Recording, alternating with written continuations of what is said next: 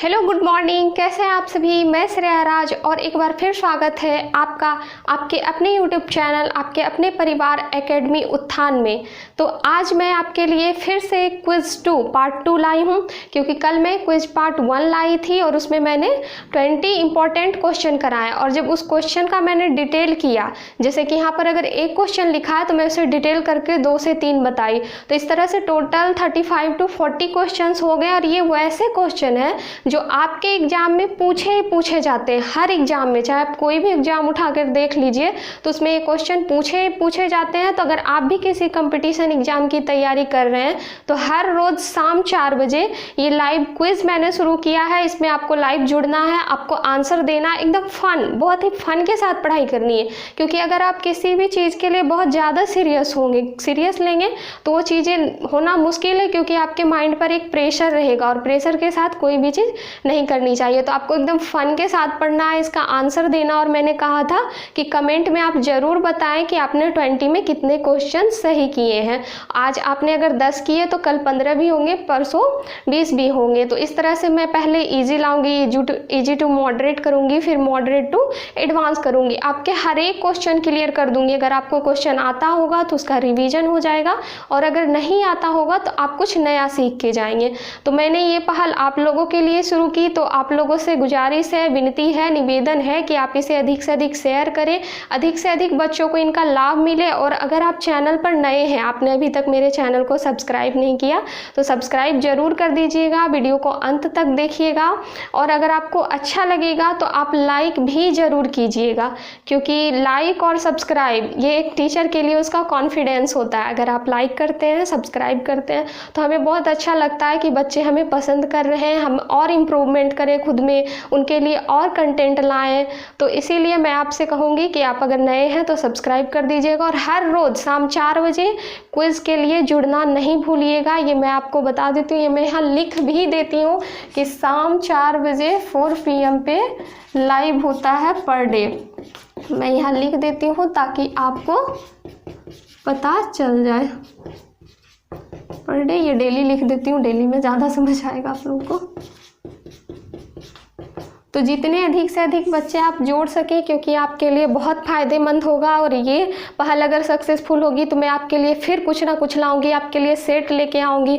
और जहाँ topic wise का सवाल है तो मैं आपको हर रोज़ करा ही रही हूँ। मैंने पिछले भी बहुत सारे टॉपिक दिए हैं, तो आपको उनको पढ़ना है, क्विज़ करना है, और मैं जल्द ही सेट लेके आऊँगी, उसे भी आपको मारना है। तो इस तरह से इस बार अगर 2021 में आप सेलेक्शन लेना चाहते हैं, आप भी अपने माता पिता के सपनों को पूरा करना चाहते हैं, तो मेरे चैनल के साथ जुड़े रहिए, मेरे साथ पढ़िए, मेरे एकेडमी उत्थान के साथ पढ़िए, और अपने दोस्तों को भी बुला लीजिए साथ में पढ़ने के लिए। तो बहुत मज़ा आएगा, एकदम जस्ट ऑफलाइन क्लास की तरह। तो आप लोग जवाब दीजिएगा, मैं क्वेश्चन करती हूँ और उसका सारा डिटेल में बताती हूँ, जवाब देना नहीं भूलिएगा।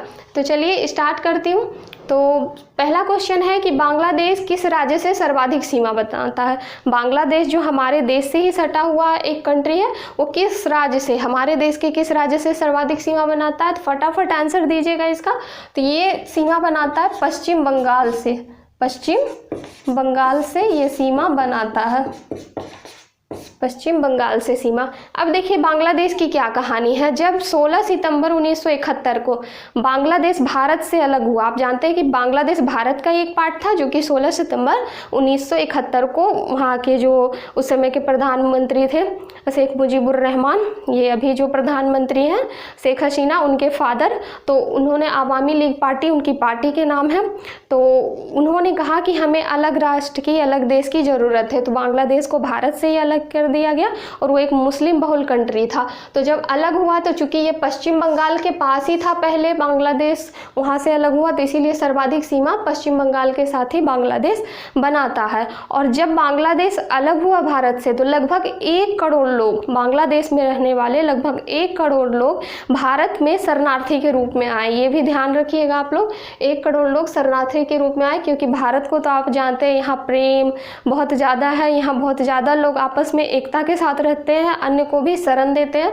तो इसीलिए बांग्लादेश से इतने लोग आए। अभी वर्तमान में बांग्लादेश की प्रधानमंत्री शेख हसीना है और पहले शेख मुजीबुर रहमान थे।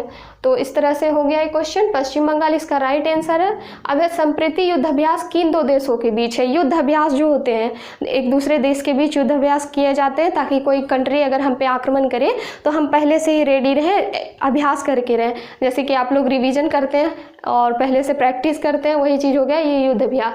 तो ये जो संप्रीति युद्ध अभ्यास है, बहुत सारे युद्ध अभ्यास है, संप्रीति है और अलग अलग युद्ध अभ्यास है। तो इस तरह से जो संप्रीति युद्ध अभ्यास है किन दोनों देशों के बीच है?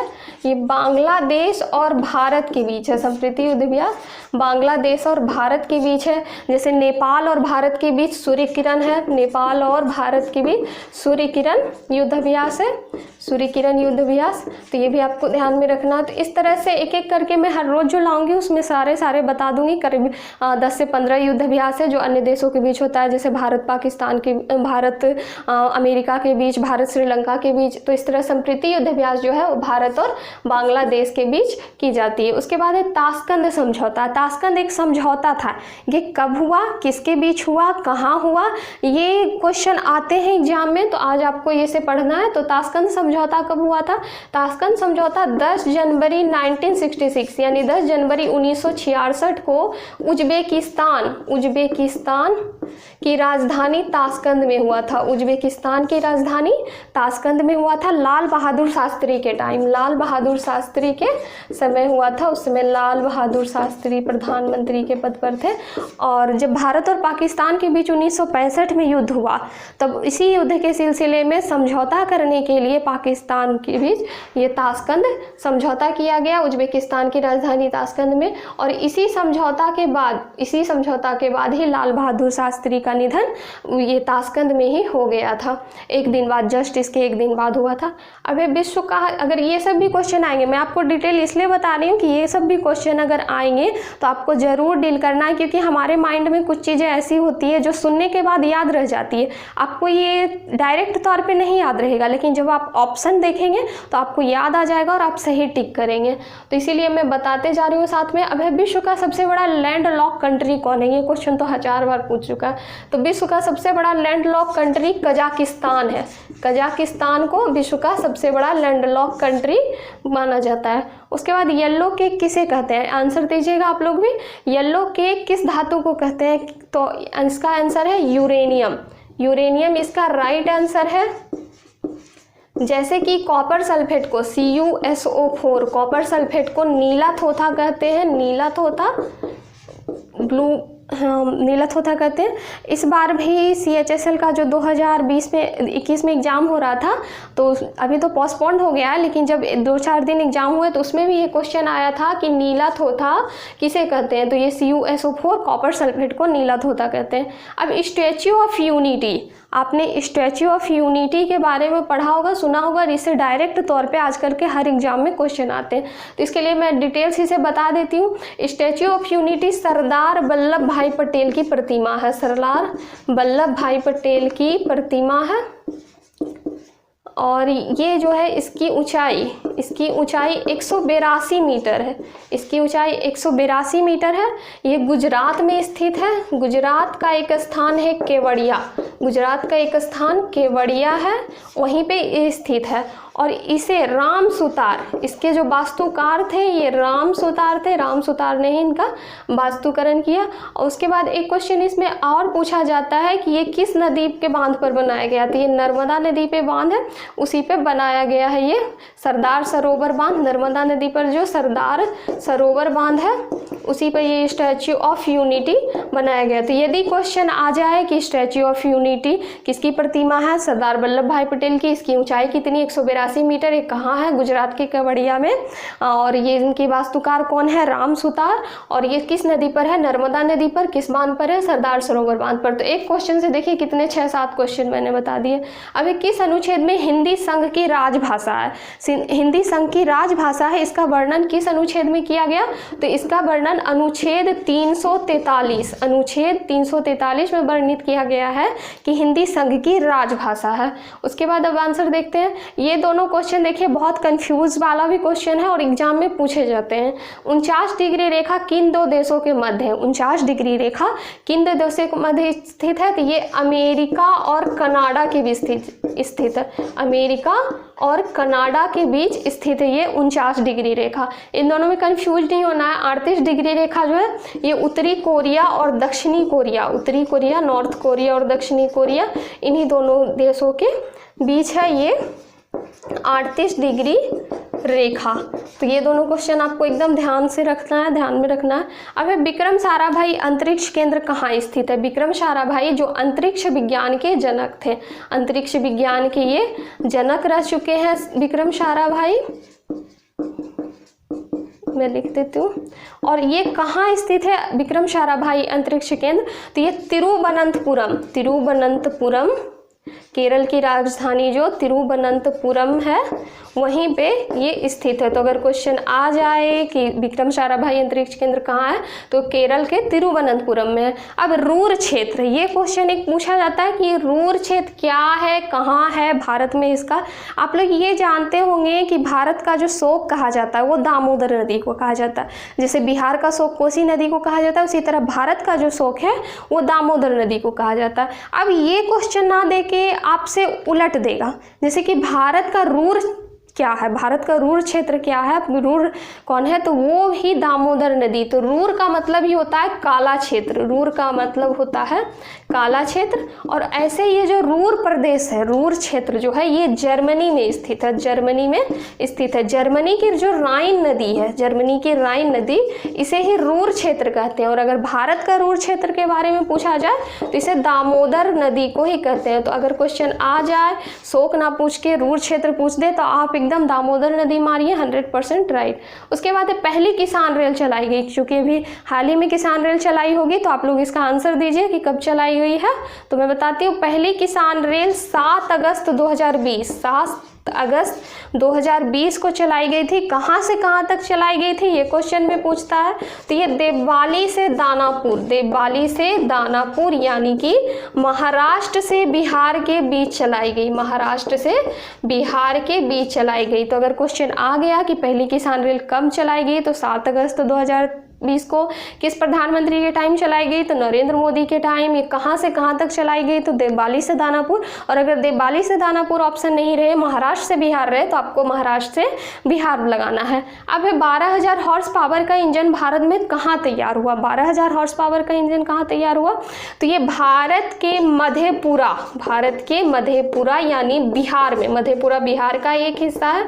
तो भारत के मधेपुरा यानी बिहार में 12,000 हॉर्स पावर, ये भी ध्यान रखिएगा, कभी क्वेश्चन उलट के पूछ देगा कि मधेपुरा बिहार में कितने हॉर्स पावर का इंजन बनाया गया, तो 12,000 हॉर्स पावर का। और इसे किसने बनाया, किस देश ने इसमें हेल्प की? तो इसे फ्रांस की एक कंपनी, फ्रांस की कंपनी है अल्टसॉम कंपनी। आप इसका भी नाम याद रखेंगे क्योंकि क्वेश्चन आजकल थोड़ा एडवांस हो गया, स्मार्ट हो गया, तो आपको स्मार्ट तौर से पूछा जाएगा। तो 12,000 हॉर्स पावर का इंजन कहाँ तैयार किया गया? मधेपुरा बिहार में। किसके मदद से किया गया? तो फ्रांस की एक कंपनी अल्टसॉम कंपनी, उसी के हेल्प से किया गया। अब क्वेश्चन है, पहली वंदे भारत एक्सप्रेस, हाल ही में वंदे भारत एक्सप्रेस चलाई गई, तो ये इसका दूसरा नाम क्या है? क्वेश्चन आता है कि इसका दूसरा नाम क्या है? तो इसका दूसरा नाम T18, इसका दूसरा नाम T18 है, वंदे भारत एक्सप्रेस। और ये पहली जो वंदे भारत एक्सप्रेस थी, ये कहाँ से कहाँ तक चलाया गया? तो ये दिल्ली से वाराणसी के बीच, दिल्ली से वाराणसी, बनारस का जो है बनारस यानी वाराणसी, तो दिल्ली से वाराणसी के बीच पहली वंदे भारत एक्सप्रेस T18 चलाएगी। अगर क्वेश्चन आ जाए कि दूसरी वंदे भारत एक्सप्रेस, दूसरी वंदे भारत एक्सप्रेस कहाँ से कहाँ तक चलाई गई थी, तो ये दिल्ली से जम्मू कटरा, दिल्ली से जम्मू कटरा के बीच चलाई गई। अगर आप अभी से कुछ साल पहले वैष्णो देवी की यात्रा पे गए होंगे तो आपने देखा होगा कि दिल्ली से आपके लिए जो ट्रेन जाती है वो जम्मू पहुंचा के आपको वहां से कटरा के लिए बस से जाना होता था। तो उस समय पुल का निर्माण धीरे धीरे किया जा रहा था अभी से कुछ साल पहले, और अब ये बन के तैयार है। और ये जो T18 एक्सप्रेस ही है ये दिल्ली से डायरेक्ट जम्मू कटरा जाती है। तो आपको ध्यान रखना है कि ये जो पहली T18 थी ये दिल्ली से वाराणसी के बीच ही चली थी, लेकिन ये जो दूसरी T18 है ये दिल्ली से जम्मू कटरा के बीच चलाई गई है। तो अब यात्रा में ज़्यादा सुविधा हो गई है। तो अब है सुंडा जल संधि, ये भी क्वेश्चन बहुत बार पूछे गए हैं और आपको जानना बहुत ज़रूरी है। तो सुंडा जल संधि कहाँ स्थित है, तो ये किन दो क्षेत्र के बीच स्थित है, तो सुंडा जल संधि जावा और सुमात्रा दो क्षेत्र हैं, तो इन्हीं जावा और सुमात्रा के बीच सुंडा जल संधि स्थित है। तो अगर क्वेश्चन आ जाएगा कि सुंडा जल संधि किन क्षेत्रों के बीच स्थित है, तो जावा और सुमात्रा, अगर उलट के पूछ दिया कि जावा और सुमात्रा के बीच कौन सी जल संधि है, तो सुंडा जल संधि है। तो इस तरह से देखिए 15 क्वेश्चन की जगह यहाँ अगर आप इसका डिटेल देखेंगे तो ये 15 दूनी 30 या इससे भी ज़्यादा कर लीजिए, मैंने बहुत सारे बता दिए, एक में 3-4 करके बता दिए, तो ये लगभग बहुत सारे क्वेश्चन हो गए, 40-50 क्वेश्चन। तो आपको ये मोस्ट इंपॉर्टेंट क्वेश्चन है, हर एग्जाम में आने ही आने हैं, तो आपको इसे याद कर जाना है। स्क्रीनशॉट लेना चाहते हैं तो स्क्रीनशॉट भी ले सकते हैं, 1 से 2 बार देखिएगा, आपको ध्यान रह जाएगा। आप लिखना चाहते हैं तो लिख भी सकते हैं वीडियो को रोक के। तो अब देखिए यहाँ मैंने कुछ दिवस के नाम दिए हैं और उसके डेट को बताना है। मैंने कल भी आपको 5 इसी तरह से दिवस दिए, क्योंकि दिवस से 1-2 क्वेश्चन आ ही जाते हैं हर एग्जाम में, तो ऐसे में आपको जानना जरूरी रहता है। और यदि एक साथ आप पढ़ते हैं सबको तो आप फिर कंफ्यूज हो जाते हैं, आपको याद नहीं रहता, आप रटते रह जाते हैं। तो इस तरह मैं 5-5 करके आपको रोज दूंगी। कल मैंने जनवरी का थोड़ा सा दिया था और आज भी ये जनवरी और फरवरी का ही पार्ट है। तो जनवरी और फरवरी का पार्ट इस तरह से मैं जो भी जनवरी के इंपॉर्टेंट कराऊंगी, फरवरी के इंपॉर्टेंट, मार्च के इंपॉर्टेंट, अप्रैल के इंपॉर्टेंट, जो भी होगा मैं कराते जाऊंगी। तो चलिए ये बताती हूँ। थल सेना दिवस, थल सेना दिवस कब मनाया जाता है, 15 जनवरी को। 15 जनवरी आर्मी डे थल सेना दिवस के रूप में मनाया जाता है। अब कभी क्वेश्चन आ जाएगा कि थल सेना दिवस क्यों मनाया जाता है, यानी कि किसके लिए मनाया जाता है, क्यों प्रारंभ हुआ। तो सबसे पहले, चूंकि पहले तो ब्रिटिश का शासन था हमारे ऊपर, तो जो भी शासक थे या फिर जो भी चीफ थे वो ब्रिटिश होते थे हर सेना में। तो लेकिन जब पहली बार एक भारतीय सेना को जब चीफ कमांडर बनाया गया, उनका नाम था के.एम. करियप्पा। उन्हें जब चीफ कमांडर बनाया गया 15 जनवरी के दिन, तो इसीलिए 15 जनवरी को उस दिन से थल सेना दिवस के रूप में मनाया जाने लगा, आर्मी डे के रूप में। अब है मतदाता दिवस कब मनाया जाता है। मतदाता दिवस 25 जनवरी को हर साल मतदाता दिवस मनाया जाता है। अब इसमें भी क्यों मनाया जाता है, तो क्योंकि 25 जनवरी 1950 को ही निर्वाचन आयोग, जो आपके देश में चुनाव कराता है निर्वाचन आयोग, इसी निर्वाचन आयोग की स्थापना हुई थी 25 जनवरी 1950 को, और इसीलिए हर साल 25 जनवरी को मतदाता दिवस के रूप में मनाया जाता है। अब है विज्ञान दिवस कब मनाया जाता है, तो आप लोगों को पता होगा विज्ञान दिवस 28 फरवरी को मनाया जाता है। विज्ञान दिवस 28 फरवरी को मनाया जाता है। अब क्यों मनाया जाता है, तो क्योंकि आप लोग जानते हैं कि सीवी रमन को विज्ञान के क्षेत्र में नोबेल मिला था, भौतिकी के क्षेत्र में, तो उनके उपलक्ष्य में मनाया जाता है विज्ञान दिवस। लेकिन ये पूरा इसका आंसर नहीं है, आपसे कंफ्यूज करने के लिए देगा कि विज्ञान दिवस जो है वो सीवी रमन के जन्म दिवस के रूप में मनाया जाता है। तो ये, और आप उसे राइट करके आ जाएंगे, लेकिन जब आप उसे देखेंगे डिटेल में और मैं भी बताती हूँ तब आपको लगेगा कि आपने कहाँ गलती करी। तो सीवी रमन को ये विज्ञान दिवस क्यों मनाया जाता है, तो सीवी रमन को जो नोबेल पुरस्कार मिला वो उनके रमन प्रभाव, सीवी रमन ने रमन की खोज की थी, रमन प्रभाव की खोज की थी, तो उसी रमन प्रभाव के लिए जब नोबेल मिला तो इसी दिन विज्ञान दिवस मनाया जाता है। तो अगर आपसे क्वेश्चन आ जाए कि सीवी रमन को नोबेल पुरस्कार किसके लिए मिला, तो सीवी रमन प्रभाव के लिए, और विज्ञान दिवस जो मनाया जाता है वो सीवी रमन के किस डेट के लिए, मतलब कि किससे रिलेटेड है, तो सीवी रमन के जन्म से रिलेटेड नहीं है बल्कि सीवी रमन के रमन प्रभाव से रिलेटेड है। तो आप जब भी ऐसा क्वेश्चन देखेंगे तो रमन प्रभाव मारेंगे, ये इनका सही आंसर है। अब उसके बाद है वन्य जीव दिवस कब मनाया जाता है। वन्य जीव दिवस ये 3 मार्च को मनाया जाता है। वन्य जीव दिवस, फरवरी से मार्च में आ गए हम लोग, तो वन्य जीव दिवस 3 मार्च को मनाया जाता है, ये आप याद रखेंगे। अब है जल दिवस, प्रत्येक साल जो जल दिवस मनाया जाता है वो 22 मार्च को मनाया जाता है, 22 मार्च को मनाया जाता है। आज मैं आपको 22 का 3 आंकड़ा बताती हूँ, आप इसे ध्यान में रखेंगे। 22 मार्च को जल दिवस मनाया जाता है, जल दिवस। 22 अप्रैल को पृथ्वी दिवस मनाया जाता है, 22 अप्रैल को पृथ्वी दिवस मनाया जाता है और 22 मई को जैव विविधता दिवस मनाया जाता है, जैव विविधता दिवस। तो आप इन तीनों को ध्यान रखेंगे। ये 22 का आंकड़ा है, 22 मार्च जल दिवस, 22 अप्रैल पृथ्वी दिवस, 22 मई जैव विविधता दिवस। अब इस साल जो 2021 में, मैं करंट के कुछ क्वेश्चन बता देती हूँ, 2021 में जो जल दिवस मनाया गया उसमें जल के संरक्षण के लिए प्रधानमंत्री नरेंद्र मोदी द्वारा एक योजना शुरू की गई, कैच द रेन योजना। कैच द रेन योजना यानी कि बारिश के पानी का संरक्षण। तो अगर आपसे क्वेश्चन आ जाएगा कि कैच द रेन योजना का संबंध किस प्रधानमंत्री से है, तो नरेंद्र मोदी ने, यानी किसने शुरू किया, तो नरेंद्र मोदी ने।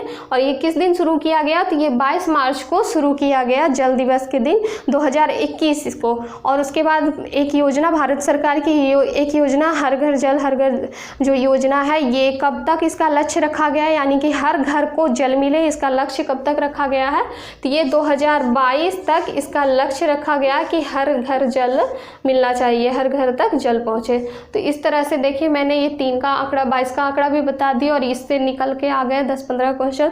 तो इस तरह से पूरे क्विज में आपने आंसर जरूर किया होगा और आप कमेंट में भी बताइएगा कि आपने कितने सही किए। मैं इतना डिटेल में बता दी हूँ, अगर आप एक कॉपी में इसके आंसर नोट करें ना तो ये 50 से प्लस होंगे और सबको आपको ध्यान में रखना है। मेरा यही लक्ष्य है कि आपको इतना क्वेश्चन अच्छा से करा देना है, इतना सब कुछ करा देना है कि इस बार आपका सिलेक्शन जरूर हो जाए।